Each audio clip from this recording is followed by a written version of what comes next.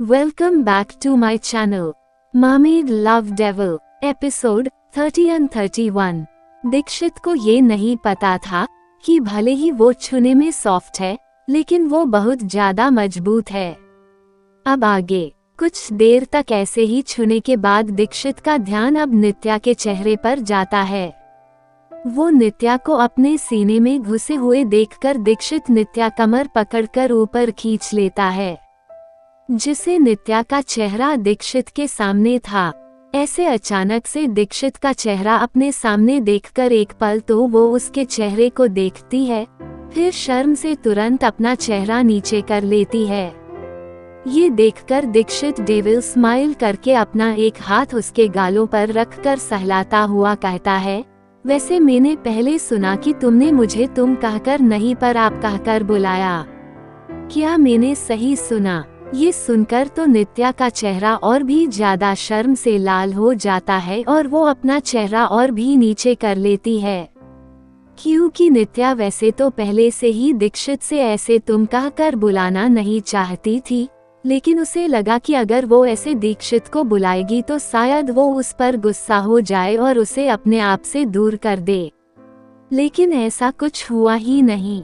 इस तरफ नित्या को ऐसे देखकर दीक्षित को उस पर बहुत ही ज्यादा प्यार आ रहा था, इसलिए वो नित्या के चेहरे को दोनों हाथों से पकड़कर ऊपर करके बारी बारी दोनों लाल गालों पर किस करता है और सीरियस होकर कहता है, मैं चाहता हूँ कि ऐसे शर्म से लाल चेहरा सिर्फ मैं ही देखूं और कोई नहीं, तो और किसी के सामने ऐसे मत शर्माना। दीक्षित ये इसलिए कह रहा था क्योंकि नित्या अभी बहुत ही ज्यादा प्यारी और क्यूट लग रही थी। अगर किसी और ने भी उसे ऐसे देखा तो कोई भी इसका दीवाना हो सकता था और वो ऐसा रिस्क नहीं लेना चाहता था। वैसे भी नित्या की खूबसूरती की काफी थी उसके लिए, जो पहले से सबका ध्यान अपनी तरफ खींचती थी। ये भी दीक्षित को पसंद नहीं था। वो तो चाहता था कि नित्या को वो एक कमरे में बंद कर दे जिसे उसके सिवाय और कोई भी उसे ना देख सके। अभी दीक्षित नित्या के लिए पजेसिव हो रहा था। दीक्षित की बात सुनकर अब नित्या उसकी तरफ देखती है। वैसे तो नित्या दीक्षित की बात सुनकर हैरान थी, लेकिन जैसे ही वो उसे देखती है तो वो बस दीक्षित की आंखों में देखकर कर डर गई, क्योंकि अभी दीक्षित की आंखों में खुद के लिए जुनून और पागलपन साफ देख पा रही थी। नित्या तुरंत अपनी आंखें उसे हटा लेती है। नित्या दीक्षित को बिना देखे कहती है, आप ऐसे क्यों बर्ताव कर रहे हो? आप ऐसे तो नहीं थे ना।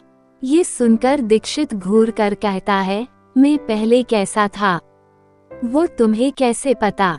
हमें मिले तो अभी कुछ ही टाइम हुआ है ना।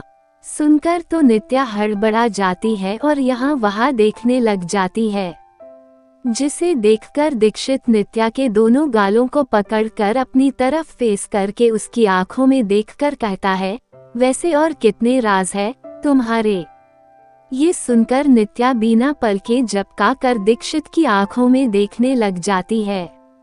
कुछ देर पहले उसे इस आंखों में देखने से भी डर लग रहा था, लेकिन अब इस आंखों में वो खो गई, क्योंकि इन आंखों में अब बस खुद के लिए प्यार दिख रहा था। ये देखकर नित्या की आंखों में अपने आप ही आंसू आ गए, जो बाथटब में जाने से पहले ही मोती बनकर पानी में गिरने लगे। नित्या को रोते देखकर दीक्षित तुरंत कहता है, क्या हुआ, तुम रो क्यों रही हो? नित्या तो बस रोए जा रही थी। वो तो दीक्षित की बात भी नहीं सुन रही थी, जिसे देखकर दीक्षित तुरंत नित्या को पकड़कर अपने सीने से लगा लेता है और उसके सिर को सहलाकर शांत करने लग जाता है। कुछ देर तक ऐसे करने के बाद नित्या शांत हो जाती है और अपना सिर दीक्षित के सीने से निकलकर ऊपर दीक्षित की तरफ देखने लग जाती है। नित्या इसलिए तो रही थी क्योंकि दीक्षित की आंखों में अपने लिए प्यार देखकर उसे अपनों की याद आ गई, जो उसे बहुत ही ज्यादा प्यार करते हैं, लेकिन वो चाहकर भी उनके साथ नहीं रह पाई, इसलिए वो इमोशनल हो गई।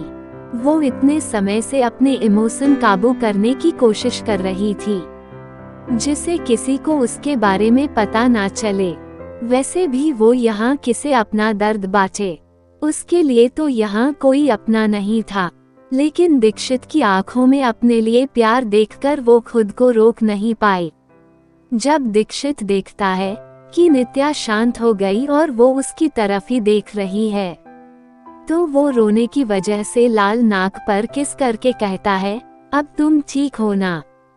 वो भी ये समझ गया था कि शायद उसे अपनों की याद आ गई होगी। दीक्षित ने जब उसकी नाक पर किस की तो नित्या ने अपनी आंखें बंद कर ली और उसकी बात सुनकर नित्या बस अपना सिर हिला देती है। वो दोनों एक साथ नाह लेते हैं। वैसे तो नित्या इसके लिए मना किया था, लेकिन दीक्षित ने उसकी एक ना सुनी। थोड़ी देर बाद नित्या बाथरूम में एक स्टूल पर बैठी थी और अभी भी वो मर्मेड रूप में ही थी। उसने ऊपर बाथरॉब पहना हुआ था। दीक्षित ने भी बाथरॉब पहना हुआ था और वो अभी टॉवल से नित्या की टेल को साफ कर रहा था, जिसे पानी पूरी तरह सूख जाए। थोड़ी देर बाद जब नित्या की टेल पूरी तरह सूख जाती है, तो वो अपने आप ही दीक्षित के सामने पैरों में बदल जाती हैं। वैसे तो नित्या अपनी पावर से अपने आप ही टेल को पैरों में बदल सकती थी, लेकिन वो दीक्षित को परेशान करना चाहती थी, इसलिए उसने ऐसा नहीं किया और खुद उसने दीक्षित को टेल से पानी सुखाने के लिए कहा। लेकिन दीक्षित को तो इसे कोई प्रॉब्लम नहीं हुई। उसने बिना कुछ कहे ये कर दिया, जिसे देखकर नित्या बिना कुछ कहे दीक्षित को देखने लग गई। अब दीक्षित नित्या को गोद में उठाकर कमरे में लाकर बेड पर बैठा देता है, जिसके बाद वो कमरे में पहले से पड़ा मोती का बकेट लेकर बाथरूम में जाकर बाथटब में से सारे मोती निकालकर फिर से उसी बकेट में पहले वाले मोती के साथ रख देता है। फिर वो उस बकेट को लाकर कमरे में टेबल पर रख देता है। ये सब नित्या भी देख रही थी, लेकिन कुछ नहीं कहती। कुछ देर बाद दरवाजे पर नॉक होता है, इसलिए दीक्षित जाकर दरवाजा खोलता है तो बाहर अग्नि खड़ा था। एक पैकेट लेकर वो उस पैकेट को दीक्षित को दे देता है। दीक्षित भी उसे लेकर कहता है, थोड़ी देर में हम विला के लिए निकल रहे हैं। ये सुनकर अग्नि जी बॉस कहता है। उसके बाद दीक्षित दरवाजा बंद करके अंदर आता है और नित्या को वो पैकेट देकर कहता है, ये तुम्हारे कपड़े, इसे पहनकर तैयार हो जाओ, हम थोड़ी देर में विला के लिए निकल रहे हैं। ये सुनकर नित्या बस अपना सिर हिला देती है।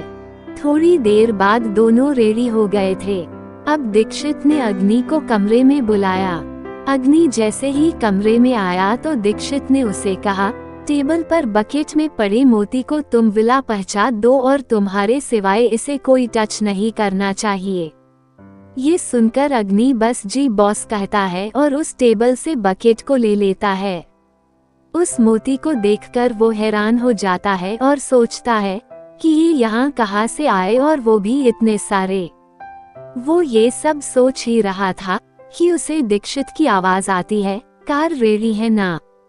ये सुनकर अग्नि बस अपना सिर हिलाकर कहता है, जी बॉस कार रेडी है। ये सुनकर दीक्षित नित्या के हाथ पकड़कर कमरे से निकल जाता है। इसके बाद वो दोनों कार में बैठकर विला आ जाते हैं। विला आने के बाद दोनों एक साथ ब्रेकफास्ट कर लेते हैं, क्योंकि दोनों में से एक ने भी रात से कुछ नहीं खाया था, इसलिए वो दोनों साथ ही खा लेते हैं। खाने के बाद दीक्षित नित्या से कहता है, तुम कमरे में जाकर आराम करो, मैं कुछ काम से बाहर जा रहा हूँ, जब तक मैं नहीं आता तब तक आराम करो।